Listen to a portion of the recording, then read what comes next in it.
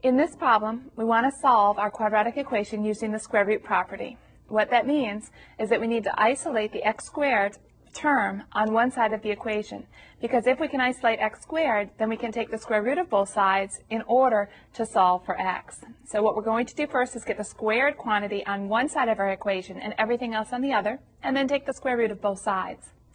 So here we have 2x squared minus 5 equals 0. Well, first we can add the 5 to both sides and divide by 2. So we know x squared equals 5 halves. But to get rid of the squared power, we take the square root of both sides. So when we do that, the square root of x squared is just x. But remember, there's always a positive and a negative square root. So that means x can either equal the positive square root or the negative square root of 5 over 2. And so in this case, though, we want to rationalize the denominator.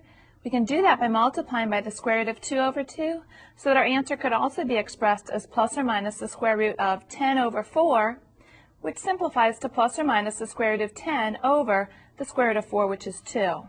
So we have a positive square root of 10 over 2, and we have a negative square root of 10 over 2.